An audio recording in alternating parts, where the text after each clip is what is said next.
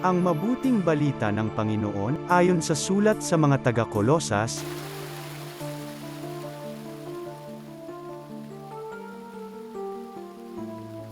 mga kapatid, kayo'y hinirang ng Diyos, itinalaga para sa Kanya at minamahal Niya.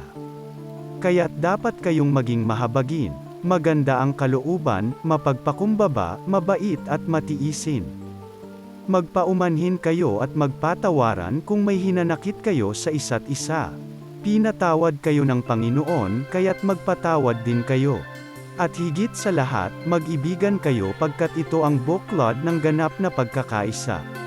At paghariin ninyo sa inyong puso ang kapayapaang kaloob ni Kristo, sapagkat ito ang dahilan kaya kayo tinawag upang maging bahagi ng isang katawan. Magpasalamat kayong lagi. Ang mga salita ni Kristo ay itanim ninyong mabuti sa inyong isip. Magpaalalahanan kayo at magturuan ng buong kaalaman. Umawit kayo ng mga salmo, mga himno, at mga awiting espiritual, na may pagpapasalamat sa Diyos. At anuman ang gagawin ninyo, maging sa salita o sa gawa, gawin ninyong lahat sa pangalan ng Panginoong Hesus, at sa pamamagitan niya ay magpasalamat kayo sa Diyos Ama. Mga babae, pasakop kayo sa inyong asawa, sapagkat iyan ang kalooban ng Panginoon.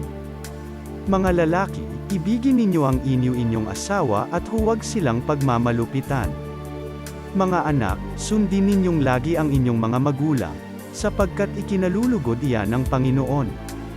Mga ama, huwag ninyong kagagalitan ng labis ang inyong mga anak, at baka manghina ang kanilang loob.